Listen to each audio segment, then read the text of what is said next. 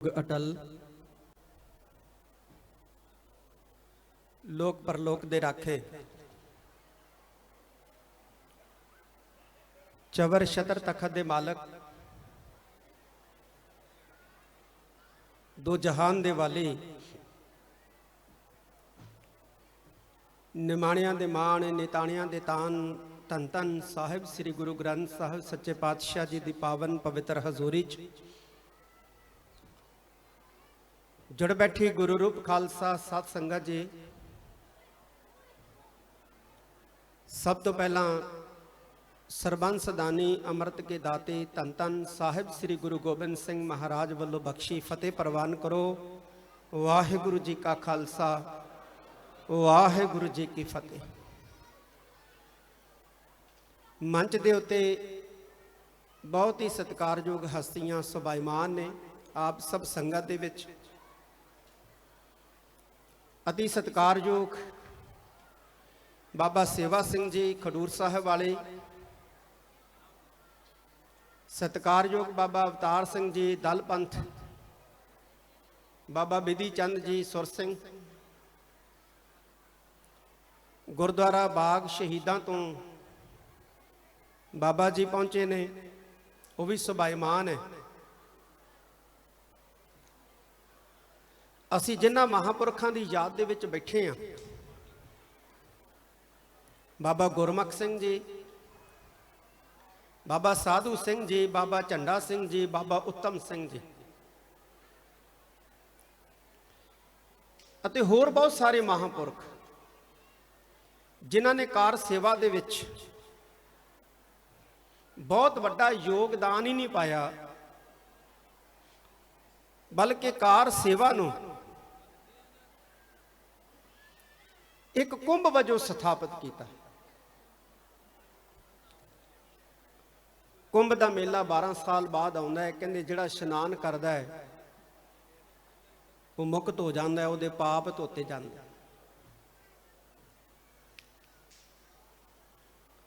पर यह जिहड़ा कार सेवा वाले महापुरखों ने कार सेवा का कुंभ स्थापित किया है, प्रफुल्लित किया है। एक ऐसा कुंभ है जिहड़ा 12 महीने 30 दिन सारा साल ही लग्या रहिंदा है, हर दिन ही लग्या रहिंदा है। ते इस कुंभ दे विच सेवा दे इस कुंभ दे विच इशनान करन वाला भवसागर तो जरूर पार हुंदा है। इस गल की गारंटी धन गुरु ग्रंथ साहिब सच्चे पातशाह की बाणी सानू दिंदी है। गुरु घर के कीर्तनिया ने शब्द भी पढ़िया सी, सतगुरु की सेवा सफल है। जिहड़ा सतगुरु की सेवा करता है, सतगुरु की सेवा जिहड़ी है वो फल बख्शदी है, फल देंदी है। पर जदों कोई चित्त नाल करदा है, मन दे नाल करदा है, भावना दे नाल करदा है। भारतीय परंपरा दे विच दान दा संकल्प है, दान दा संकल्प। दान जिहड़ा है ये अभिमान पैदा करता है, हंकार पैदा करता है। गुरु नानक साहब सच्चे पातशाह ने दान की जगह के उत्ते मनुखता की झोली सेवा का संकल्प पाया। दान अभिमान पैदा करता है, सेवा जिहड़ी है ये अभिमान नूं निगल जाती है, खा जाती है। सेवा की महत्ता बहुत ज्यादा है। और सब तो पहला एक कार सेवा की प्रारंभता जे कीती है तो दीन दुनिया के वाली धन धन साहिब श्री गुरु नानक महाराज सच्चे पातशाह जी ने की है। शुरुआत उन्हां तो हुई है, गुरु नानक साहिब सच्चे पातशाह। फिर अगे तोरिया धन गुरु अंगद देव जी महाराज ने, धन गुरु अमरदास जी पातशाह जी ने, धन गुरु रामदास महाराज ने।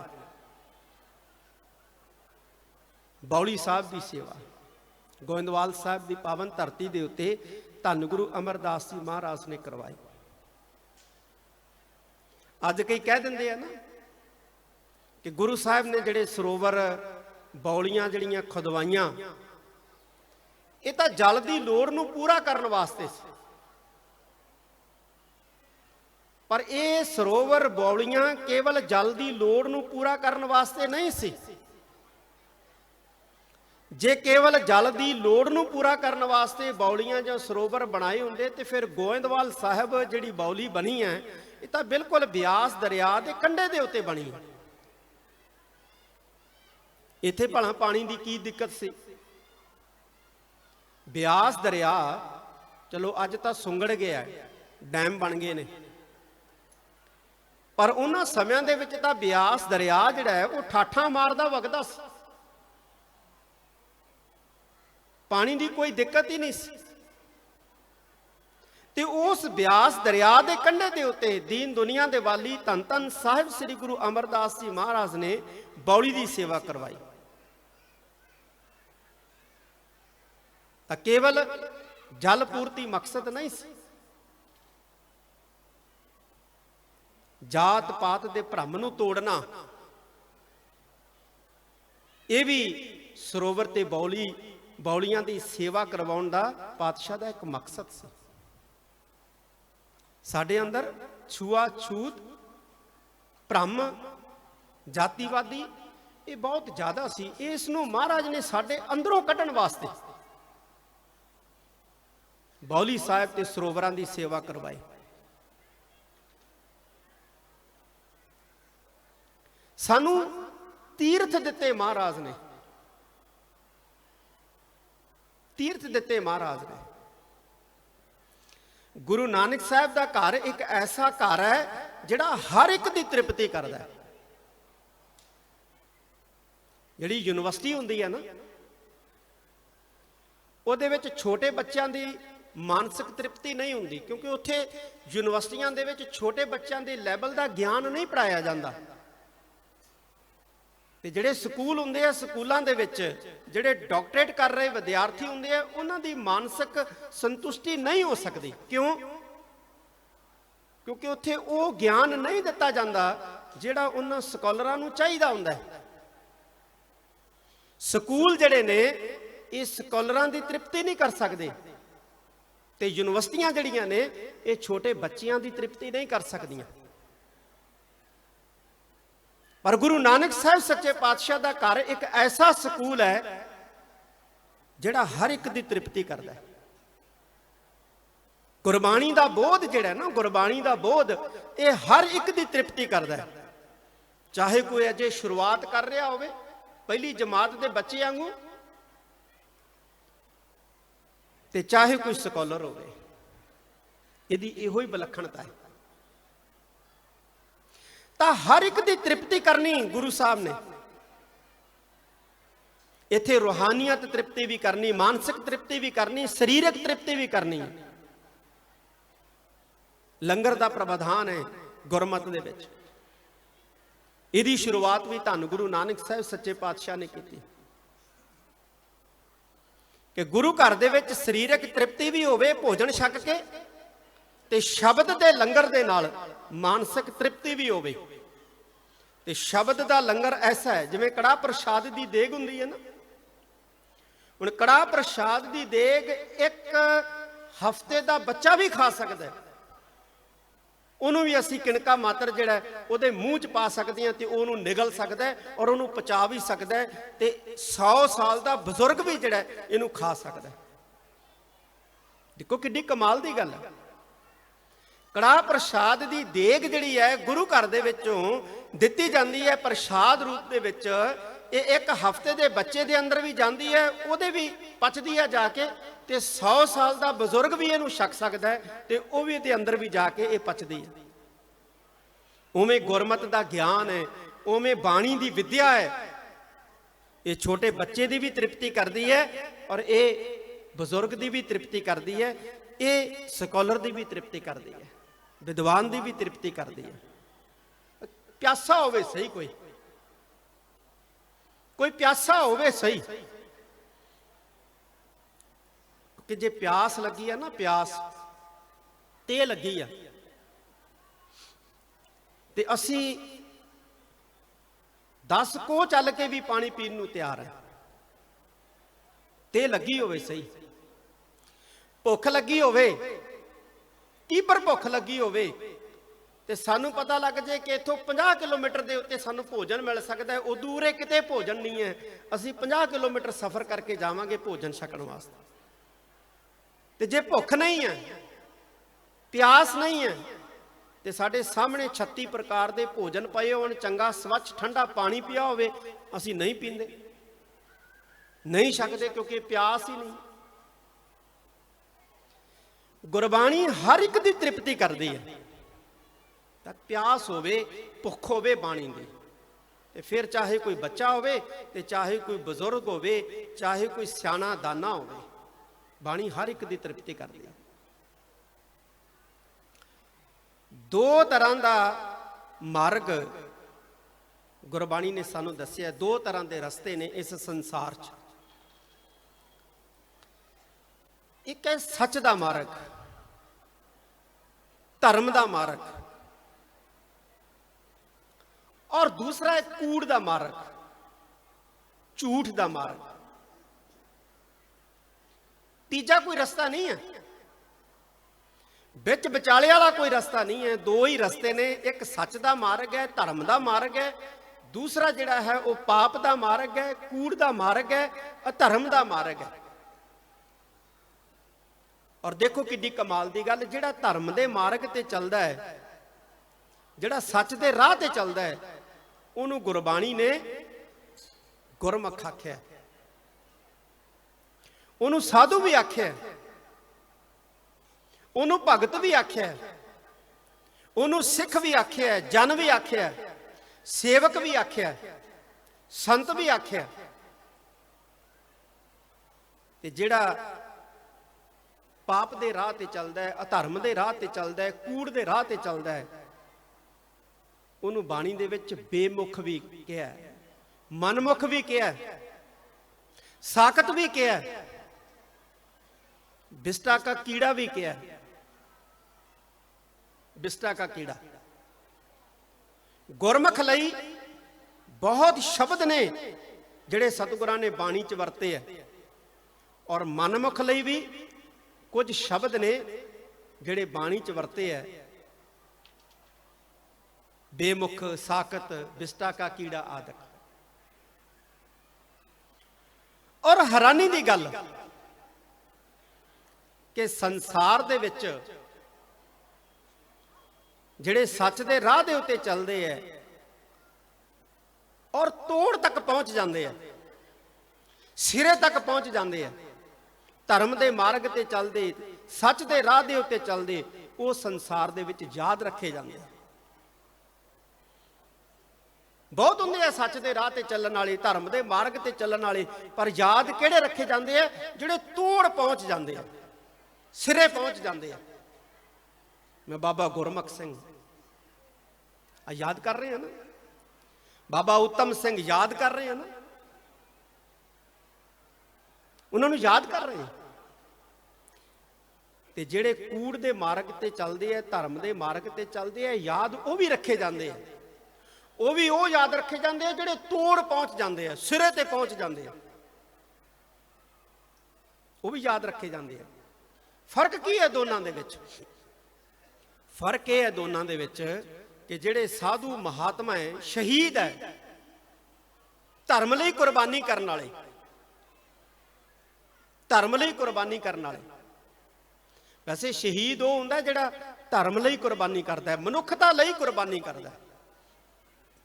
ਯਾਦ ਰੱਖੇ ਜਾਂਦੇ ਆ ਸਾਧੂ, ਯਾਦ ਰੱਖੇ ਜਾਂਦੇ ਆ ਸ਼ਹੀਦ, ਯਾਦ ਰੱਖੇ ਜਾਂਦੇ ਆ। ਬੰਦਗੀ ਵਾਲੀਆਂ ਰੂਹਾਂ ਯਾਦ ਰੱਖੀਆਂ ਜਾਂਦੀਆਂ ਜਿਹੜੀਆਂ ਤੋੜ ਚਲੀਆਂ ਜਾਂਦੀਆਂ, ਲੇਕਿਨ ਸਤਿਕਾਰ ਦੇ ਨਾਲ ਯਾਦ ਕੀਤੇ ਜਾਂਦੇ ਆ, ਅਦਬ ਦੇ ਨਾਲ ਯਾਦ ਕੀਤੇ ਜਾਂਦੇ ਆ। ਉਹਨਾਂ ਦੀ ਯਾਦ ਦੇ ਵਿੱਚ ਸਿਰ ਝੁਕਦੇ ਨੇ। ਤੇ ਜਿਹੜੇ ਮਨਮੁਖਤਾ ਦੇ ਖੇਤਰ ਦੇ ਵਿੱਚ ਕੂੜ ਦੇ ਮਾਰਗ ਤੇ ਚੱਲਦੇ ਤੋੜ ਪਹੁੰਚ ਜਾਂਦੇ ਆ, ਉਹ ਯਾਦ ਜ਼ਰੂਰ ਰੱਖੇ ਜਾਂਦੇ ਆ, ਲੇਕਿਨ ਤਿਰਸਕਾਰ ਦੇ ਨਾਲ। ਜਦੋਂ ਅਸੀਂ ਸਾਹਿਬਜ਼ਾਦਿਆਂ ਦੀ ਗਾਥਾ ਪੜਾਂਗੇ, ਛੋਟੇ ਸਾਹਿਬਜ਼ਾਦਿਆਂ ਦੀ ਜਦੋਂ ਅਸੀਂ ਸ਼ਹੀਦੀ ਗਾਥਾ ਪੜਾਂਗੇ, ਸੁਣਾਂਗੇ, ਵਜ਼ੀਦੇ ਦਾ ਨਾਂ ਤਾਂ ਲੈਣਾ ਹੀ ਪਊਗਾ, ਵਜ਼ੀਦੇ ਨੂੰ ਵੀ ਯਾਦ ਕਰਨਾ ਹੀ ਪਊ, ਉਹਦਾ ਨਾਂ ਵੀ ਲੈਣਾ ਪਊਗਾ। 400 ਸਾਲਾ ਪ੍ਰਕਾਸ਼ ਪੁਰਬ ਸਮੁੱਚਾ ਗੁਰੂ ਖਾਲਸਾ ਪੰਥ ਮਨਾ ਰਿਹਾ 1 ਮਈ ਨੂੰ। ਧੰਨ ਗੁਰੂ ਤੇਗ ਬਹਾਦਰ ਸਾਹਿਬ ਸੱਚੇ ਪਾਤਸ਼ਾਹ ਦਾ ਪ੍ਰਕਾਸ਼ ਪੁਰਬ ਹੈ। ਜਗ੍ਹਾ ਜਗ੍ਹਾ ਸਮਾਗਮ ਹੋਣੇ ਆ। ਜਿੱਥੇ ਧੰਨ ਗੁਰੂ ਤੇਗ ਬਹਾਦਰ ਸਾਹਿਬ ਜੀ ਦੀ ਵਡਿਆਈ ਹੋਣੀ ਹੈ, ਉੱਥੇ ਔਰੰਗੇ ਦਾ ਨਾਮ ਵੀ ਲਿਆ ਜਾਂਦਾ। ਫਰਕ ਕੀ ਹੈ ਕਿ ਧੰਨ ਗੁਰੂ ਤੇਗ ਬਹਾਦਰ ਸਾਹਿਬ ਸੱਚੇ ਪਾਤਸ਼ਾਹ ਦਾ ਨਾਮ ਸਤਿਕਾਰ ਦੇ ਨਾਲ ਲਿਆ ਜਾਣਾ ਹੈ। ਜਦੋਂ ਧੰਨ ਗੁਰੂ ਤੇਗ ਬਹਾਦਰ ਸਾਹਿਬ ਜੀ ਦਾ ਨਾਮ ਲੈਣਾ ਕਿਸੇ ਨੇ, ਨਾਲ ਸਿਰ ਝੁਕਣਾ ਹੈ, ਸੁਣਨ ਵਾਲੇ ਦਾ ਸਿਰ ਝੁਕਣਾ ਹੈ। ਤੇ ਜਦੋਂ ਔਰੰਗੇ ਦਾ ਨਾਮ ਲੈਣਾ ਕਿਸੇ ਨੇ ਜਾਂ ਸੁਣਨਾ ਕਿਸੇ ਨੇ, ਤੇ ਤਿਰਸਕਾਰ ਦੀ ਭਾਵਨਾ ਪੈਦਾ ਹੋਣੀ ਹੈ। ਤਿਰਸਕਾਰ, ਨਫ਼ਰਤ ਦੀ ਭਾਵਨਾ ਪੈਦਾ ਹੋਣੀ ਹੈ। ਸੋ ਅੱਜ ਜਿਨ੍ਹਾਂ ਮਹਾਂਪੁਰਖਾਂ ਦੇ ਅਸੀਂ ਦਿਨ ਮਨਾ ਰਹੇ ਹਾਂ, ਇਹ ਧਰਮ ਦੇ ਮਾਰਗ ਤੇ ਚੱਲੇ, ਸੱਚ ਦੇ ਰਾਹ ਤੇ ਚੱਲੇ, ਔਰ ਤੋੜ ਤੱਕ ਗਏ, ਸਿਰੇ ਤੱਕ ਗਏ, ਅੱਧ ਬਾਟੇ ਨਹੀਂ, ਸਿਰੇ ਤੱਕ ਗਏ। ਤੇ ਉਹਨਾਂ ਦੇ ਜਿਹੜੇ ਕੀਤੇ ਕਾਰਜ ਹੈ, ਉਹਨਾਂ ਦੇ ਜਿਹੜੇ ਛੱਡੇ ਨਿਸ਼ਾਨ ਹੈ, ਉਹ ਇਸ ਗੱਲ ਦੀ ਗਵਾਹੀ ਦੇ ਰਹੇ ਨੇ ਸਾਨੂੰ, ਇਸ ਗੱਲ ਦੀ ਗਵਾਹੀ ਦੇ ਰਹੇ ਨੇ ਇਤਿਹਾਸ ਦੀਆਂ ਪੁਸਤਕਾਂ ਦੇ ਵਿੱਚ ਤੇ ਧਰਤੀ ਦੇ ਉੱਤੇ ਸਾਖਿਆਤ। ਜਿਹੜੇ ਮਹਾਂਪੁਰਖਾਂ ਨੇ, ਸ਼ਹੀਦਾਂ ਨੇ ਜਿਹੜੇ ਕਰਮ ਕੀਤੇ ਨੇ, ਉਹਨਾਂ ਦੀ ਗਵਾਹੀ ਜਿਹੜੀ ਹੈ ਇਤਿਹਾਸ ਦੀਆਂ ਪੁਸਤਕਾਂ ਚੋਂ ਮਿਲ ਰਹੀ ਹੈ ਜਾਂ ਸਾਖਿਆਤ ਧਰਤੀ ਦੇ ਉੱਤੇ ਮਿਲ ਰਹੀ ਹੈ। ਉਹਨਾਂ ਦੀਆਂ ਯਾਦਗਾਰਾਂ ਸਥਾਪਿਤ ਨੇ। ਗੁਰਦੁਆਰਾ ਸੀਸਗੰਜ ਸਾਹਿਬ ਧੰਨ ਗੁਰੂ ਤੇਗ ਬਹਾਦਰ ਸਾਹਿਬ ਸੱਚੇ ਪਾਤਸ਼ਾਹ ਦੀ ਸ਼ਹੀਦੀ ਯਾਦਗਾਰ ਹੈ। ਇਸ ਅਸਥਾਨ ਦੇ ਉੱਤੇ ਧੰਨ ਗੁਰੂ ਅੰਗਦ ਦੇਵ ਜੀ ਮਹਾਰਾਜ ਨੇ ਸਿੱਖੀ ਨੂੰ ਪ੍ਰਫੁੱਲਤ ਕੀਤਾ ਹੈ। ਇੱਥੇ ਯਾਦਗਾਰ ਰੂਪ ਦੇ ਵਿੱਚ ਬਣੇ ਹੋਏ ਗੁਰਦੁਆਰਾ ਸਾਹਿਬ ਦੀਆਂ ਇਮਾਰਤਾਂ ਜਿਹੜੀਆਂ ਨੇ, ਉਹ ਇਸ ਗੱਲ ਦੀ ਗਵਾਹੀ ਦੇ ਰਹੀਆਂ ਨੇ। ਇਹ ਸੰਸਥਾਵਾਂ ਜਿਹੜੀਆਂ ਇਸ ਧਰਤੀ ਤੇ ਬਣੀਆਂ ਨੇ, ਉਲੇਖ ਹੋਇਆ ਵਿਦਿਅਕ ਸੰਸਥਾਵਾਂ ਦਾ। ਵਿਦਿਅਕ ਸੰਸਥਾਵਾਂ ਜਿਹੜੀਆਂ ਇਸ ਧਰਤੀ ਤੇ ਬਣੀਆਂ ਨੇ, ਇਹ ਧੰਨ ਗੁਰੂ ਅੰਗਦ ਦੇਵ ਜੀ ਮਹਾਰਾਜ ਦੇ ਕੀਤੇ ਹੋਏ ਮਨੁੱਖਤਾ ਲਈ ਕਾਰਜਾਂ ਦੀ ਗਵਾਹੀ ਦੇ ਰਹੀਆਂ ਨੇ। ਤੇ ਦੂਜੀ ਗਵਾਹੀ ਇਤਿਹਾਸ ਦੀਆਂ ਕਿਤਾਬਾਂ ਚੋਂ ਮਿਲਦੀ ਹੈ। ਤੇ ਦੂਜੇ ਪਾਸੇ ਜਿਹੜੇ ਕੂੜ ਦੇ ਮਾਰਗ ਤੇ ਚੱਲਦੇ ਨੇ, ਜਿਹੜੇ ਪਾਪ ਦੇ ਮਾਰਗ ਤੇ ਚੱਲਦੇ ਨੇ, ਉਹਨਾਂ ਨੂੰ ਵੀ ਇਤਿਹਾਸ ਯਾਦ ਰੱਖਦਾ ਹੈ। ਹੁਣ ਦੇਖੋ, ਜਦੋਂ ਅਧਿਆਪਕ ਸਕੂਲ ਦੇ ਵਿੱਚ ਪੜ੍ਹਾਉਂਦਾ ਹੈ ਨਾ, ਛੋਟੇ ਬੱਚਿਆਂ ਨੂੰ ਪੜ੍ਹਾਉਂਦਾ ਹੈ, ਉੱਤੇ ਨੈਤਿਕ ਸਿੱਖਿਆ, ਮੋਰਲ ਐਜੂਕੇਸ਼ਨ ਦਿੰਦਾ ਹੈ, ਤੇ ਉਹ ਕਹਿੰਦਾ ਹੈ ਕਿ ਬੱਚਿਓ ਆਹ ਕੰਮ ਕਰਨੇ ਆ। ਇੱਕ ਤਾਂ ਉਹ ਕਹਿੰਦਾ ਆਹ ਕੰਮ ਕਰਨੇ ਆ, ਤੇ ਦੂਜਾ ਉਹ ਕਹਿੰਦਾ ਆਹ ਕੰਮ ਨਹੀਂ ਕਰਨੇ। ਆਹ ਕੰਮ ਕਰਨੇ ਆ ਤੇ ਆਹ ਕੰਮ ਜਿਹੜੇ ਆ ਨਹੀਂ ਕਰਨੇ। ਜਾਨੀ ਜਿਹੜੇ ਕੰਮ ਨਹੀਂ ਕਰਨੇ ਉਹ ਵੀ ਬੱਚਿਆਂ ਨੂੰ ਦੱਸੇ ਜਾਂਦੇ ਆ। ਬੱਚਿਓ ਨਸ਼ਾ ਨਹੀਂ ਕਰਨਾ, ਬੱਚਿਓ ਬੇਈਮਾਨੀ ਨਹੀਂ ਕਰਨੀ। ਹੁਣ ਗੁਰਬਾਣੀ ਵੀ ਸਾਨੂੰ ਇਹਨਾਂ ਦੋਨਾਂ ਤਰੀਕਿਆਂ ਨਾਲ ਹੀ ਸਮਝਾਉਂਦੀ, ਇੱਕ ਪੋਜ਼ਿਟਿਵ, ਇੱਕ ਨੈਗੇਟਿਵ, ਇੱਕ ਹਾਂ ਵਾਚੀ, ਇੱਕ ਨਾ ਵਾਚੀ। ਅੰਮ੍ਰਿਤ ਵੇਲੇ ਉੱਠਣਾ ਹੈ, ਨਿਤਨੇਮ ਕਰਨਾ ਹੈ, ਬਾਣੀ ਪੜ੍ਹਨੀ ਹੈ, ਸੇਵਾ ਕਰਨੀ ਹੈ, ਸਿਮਰਨ ਕਰਨਾ ਹੈ। ਤੇ ਦੂਜੇ ਪਾਸੇ ਨਸ਼ਾ ਨਹੀਂ ਕਰਨਾ, ਬੇਈਮਾਨੀ ਨਹੀਂ ਕਰਨੀ, ਪਾਪ ਨਹੀਂ ਕਮਾਉਣਾ। ਧਰਮ ਕਮਾਉਣਾ ਹੈ, ਪਾਪ ਨਹੀਂ ਕਮਾਉਣਾ। ਤਾਂ ਉਵੇਂ ਜਿਹੜੇ ਮਹਾਨ ਪੁਰਖ ਹੁੰਦੇ ਨੇ, ਜਿਹੜੇ ਧਰਮ ਦੇ ਮਾਰਗ ਤੇ ਚੱਲਦੇ ਨੇ, ਉਹਨਾਂ ਦੇ ਜੀਵਨ ਤੋਂ ਸਾਨੂੰ ਇਹ ਸੇਧ ਮਿਲਦੀ ਹੈ ਕਿ ਅਸੀਂ ਕਰਨਾ ਕੀ ਹੈ। ਤੇ ਜਿਹੜੇ ਕੂੜ ਦੇ ਮਾਰਗ ਤੇ ਚੱਲਦੇ ਆ, ਜਦੋਂ ਉਹਨਾਂ ਦਾ ਨਾਮ, ਉਹਨਾਂ ਦੀ ਵਿਥਿਆ, ਉਹਨਾਂ ਦੇ ਕਰਮ ਬਿਆਨੇ ਜਾਂਦੇ ਆ, ਉਹ ਸਾਨੂੰ ਇਹ ਸਿੱਖਿਆ ਦਿੰਦੇ ਆ ਕਿ ਇਹ ਕੰਮ ਨਹੀਂ ਕਰਨੇ। ਜਿਹੜੇ ਕੰਮ ਇਹ ਕਰਕੇ ਗਏ ਨੇ, ਇਹ ਨਹੀਂ ਕਰਨੇ। ਸਾਨੂੰ ਇਤਿਹਾਸ ਵੀ ਦੋਵੇਂ ਤਰ੍ਹਾਂ ਦੀ ਸਿੱਖਿਆ ਦਿੰਦਾ ਹੈ। ਜਿਵੇਂ ਬਾਣੀ ਹਾਂ ਵਾਚਕ ਢੰਗ ਦੇ ਨਾਲ ਵੀ ਸਮਝਾਉਂਦੀ ਹੈ, ਨਾ ਵਾਚਕ ਢੰਗ ਦੇ ਨਾਲ ਵੀ ਸਮਝਾਉਂਦੀ ਹੈ, ਉਵੇਂ ਇਤਿਹਾਸ ਵੀ ਗੁਰਬਾਣੀ ਦਾ ਪੂਰਕ ਹੈ। ਸਾਨੂੰ ਦੋਵੇਂ ਹੀ ਚੀਜ਼ਾਂ ਦੱਸਦਾ ਹੈ ਕਿ ਆਹ ਕੰਮ ਕਰਨੇ ਆ, ਇਹ ਕੰਮ ਨਹੀਂ ਕਰਨੇ। ਭਾਈ ਆਹ ਜਿਹੜੇ ਰਾਹ ਤੇ ਚੱਲੇ ਨੇ, ਆਹ ਲੋਕ इस राह दे उत्ते तुसीं नहीं तुरना ते आ मार्ग है जिस मार्ग दे उत्ते चले आ महापुरख, इस मार्ग दे उत्ते चलण दा तुसीं यतन करना है। अज असीं इतिहास नूं छुटिया रहे हैं, छुटिया रहे हैं इतिहास नूं, जद कि साडा इतिहास भी महत्वपूर्ण है। गुरबाणी तो महत्वपूर्ण है ही है, ये तो कोई शक ही नहीं है, कोई दो रामा ही नहीं है, पर साडा इतिहास भी महत्वपूर्ण है। ते साडा इतिहास सानू कितों पता लगू? साडे इतिहासक ग्रंथां चों। ते असीं कहने इतिहासक ग्रंथ पढ़न की लोड़ ही नहीं, ये तो गलत है। इतिहास भी साडा महत्वपूर्ण है। सुवंत दे विच मैं बाबा सेवा सिंह जी खडूर साहिब वाले, जिन्हां ने खास तौर पर मैं जिक्र करा ग्वालियर का, बड़ा महत्वपूर्ण इतिहास है ग्वालियर का। 52 राजे छुड़ाए ने धन गुरु हरगोबिंद साहब जी ने। अज भी जो असीं देखिए कोई बंदे नूं सरकार फड़ लैंदी है ना, सरकार फड़ लैंदी है ते फिर सरकार शर्त लाउंदी है कि जे तू रिहा होना ते तैनूं आ साडीआं शर्तां मन्नणीआं पैणगीआं। जे तो मन्ना बंदा मन लैंदा सरकार दीआं शर्तां, फिर तो सरकार रिहा कर दिंदी है। कई बारी जे नहीं मनदा ना ते सारी जिंदगी जेलां 'च ही गालणी पै जांदी है बंदे नूं। एक ना भाई गुरदास जी की पंक्ति है, वो कहते उल्टी गंग वहायो ना। वैसे गुरु नानक साहब बारे कहा भाई गुरदास जी ने कि गुरु नानक साहब ने उल्टी गंगा वाही है। तो इसी 6वें पातशाह का इतिहास पढ़िए तो उल्टी गंगा ही वही है ना। सरकार रिहा करनी चाहती है, गुरु हरगोबिंद साहब सच्चे पातशाह सरकार अगे रिहा होने लई शर्त रखते। देखो किड्डी कमाल की गल, ये उल्टी गंगा ही है ना बहनी। कित्थे सरकार ने शर्त रखनी है कि साडी आ गल मन्नो तुहानूं रिहा कर देंगे, ते उल्टा गुरु हरगोबिंद साहब महाराज कहते हैं कि असीं तां रिहा होना जे साडे नाल 52 राजे भी रिहा कीते जाण। ते किड्डी लाचार हो गई सरकार उस वेले दी, किड्डी मजबूर हो गई सरकार उस वेले दी कि उन्हां नूं गुरु हरगोबिंद साहब जी की यह शर्त मन्नणी पई। सौखा काम नहीं सी। जिन्हां राजियां नूं फड़न वास्ते उन्हां दे सिपाही मरे सी, जिन्हां राजियां नूं फड़न वास्ते उन्हां दा पैसा खर्च होया सी, उन्हां राजियां नूं रिहा करना सरकार वास्ते सौखा नहीं सी।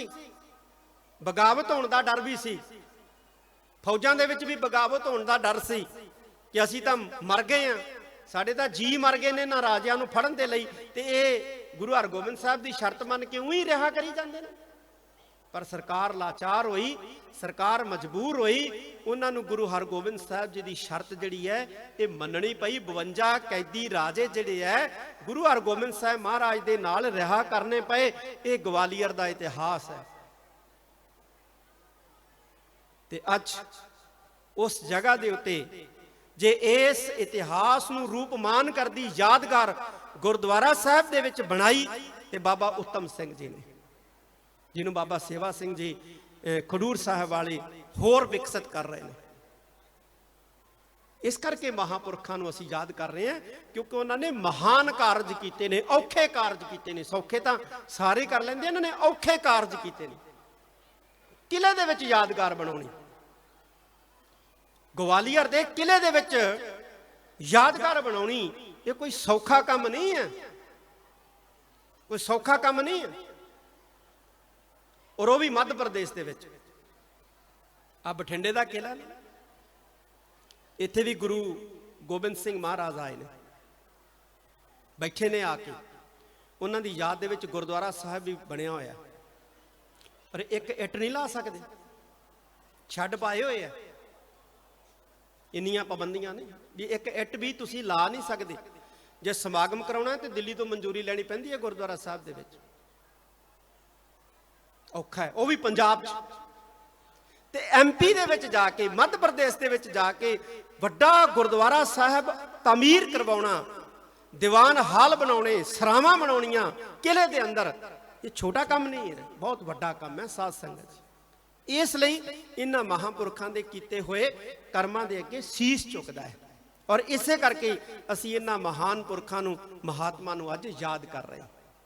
ਸੋ ਮੈਂ ਬਹੁਤ ਬਹੁਤ ਧੰਨਵਾਦ ਕਰਦਾ ਹਾਂ ਆਪ ਸਾਰੀ ਸੰਗਤ ਦਾ, ਸਤਿਕਾਰਯੋਗ ਬਾਬਾ ਸੇਵਾ ਸਿੰਘ ਜੀ ਦਾ, ਮੰਚ ਦੇ ਉੱਤੇ ਜਿੰਨੀਆਂ ਸਤਿਕਾਰਯੋਗ ਸ਼ਖਸੀਅਤਾਂ ਬੈਠੀਆਂ ਨੇ, ਸਰਦਾਰ ਗੁਰਬਚਨ ਸਿੰਘ ਜੀ ਕਰਮਵਾਲਾ ਮੈਂਬਰ ਸ਼੍ਰੋਮਣੀ ਗੁਰਦੁਆਰਾ ਪ੍ਰਬੰਧਕ ਕਮੇਟੀ ਬੈਠੇ ਨੇ, ਸਭ ਦਾ ਹੀ ਬਹੁਤ ਬਹੁਤ ਧੰਨਵਾਦ। ਇੰਨੇ ਸ਼ਬਦ ਪ੍ਰਵਾਨ ਕਰਨੇ। ਵਾਹਿਗੁਰੂ ਜੀ ਕਾ ਖਾਲਸਾ, ਵਾਹਿਗੁਰੂ ਜੀ ਕੀ ਫਤਿਹ। ਵਾਹਿਗੁਰੂ ਜੀ ਕਾ ਖਾਲਸਾ, ਵਾਹਿਗੁਰੂ ਜੀ ਕੀ ਫਤਿਹ। ਬਹੁਤ ਬਹੁਤ ਧੰਨਵਾਦ ਸਿੰਘ ਸਾਹਿਬ ਗਿਆਨੀ